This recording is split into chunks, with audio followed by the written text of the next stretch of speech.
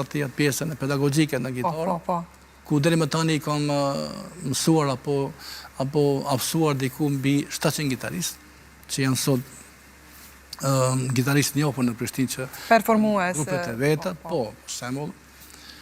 Florent Abrashi ka qenë zonësim gitarë, për shembull.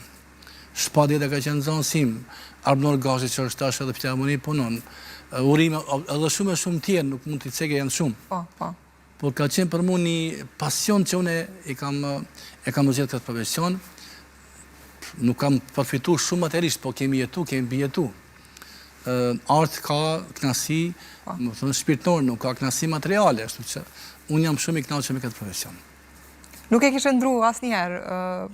Jo, sepse nuk posedoj shkallësinë në një profesion tjetër. Po gjithsesi, është vështirë edhe për me i zgjedhë, ndoshta midis të gjitha këtyre, edhe krijimtarisë, edhe pedagogjisë, por njëkohësisht edhe si profesori muzikës. Dëgjoj, e kam shumë vështirë me u kthy në çështjet, përndryshe unë përveç që kam themeluar shkollën e gitarës në Prishtinë në vitin 2002, në vitin 2012 kam hapur themeluar shkollën e muzikës në Ravec, në shkollë shtetërore publike.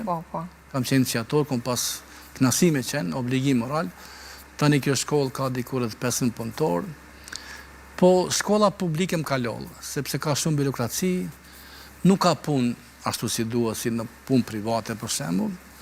Gjithmonë shteti është oqean, ligjet thehen aty ku s'duhen ndonjëherë. Ne si drejtora kemi probleme se i përgojmë ligjet duhet me respektu. Edhe kur hecesh e shes më podësh mund dalë. Me çështën me shkollat private jam shumë i lumtur. Qoftë me Vihela që punoj në shkollën e gitarës, tash me menaxhon djali im ka mbaruar studimet. Ose që kaloj shumë bukur, kaloj në Alba fakulteti. Aty kam student mrekullueshëm. Tash e kisha Kleja Dina që ka qenë garuese festivalit, që i shkoj deri aty. Më thënë, puna private për mua është një punë që ka perspektivë dhe ka sukses. Publike është gjysë për gjysë e kundërta. Publike është politike. Unë e quaj kështu. Ashtu është. Dhe fatkeqësisht nuk kishte dashur me qenë. Sepse në fund të ditës në publik mësojnë trinta, janë e ardhmja jonë. E jo të jenë prej pikrisht e gjitha atyre gjanave që bëhen për shkaqe politike. Që tjetë sa më mirë që të respektohet ligji. Çdo punë, dëgjoj, kur njeri shkon me punu duhet pas një karakter moral. Nuk bëhet puna pa u lollë. Të njën bujku në Raoves, i shketi kur shkon me punu në përpusha, a i do të mundit djesit për me bo një prodhim, qopë të rushit, qopë diçka tjetër. Në punë shtetërore, nuk punohet ashtu si e ka bujka apo si e ka privatin, po uroj që kjo punë të rregullohet sa më shpejt, veç të respektohet ligji, jo politika. Po. Nëse ne respektojmë ligjin, ne mund të jetojmë me shekuj. Nëse ne respektojmë politika, mund të jetojmë disa dekada, se politika ndrohet. Nesër, për shembull, çka bëdia ka pas parti politika jo. Shumë e vërtetë. Kështu që a kur është puna gjithmonë që e mban njeriu derisa është i gjallë. Si është edukosh brezat e rinj?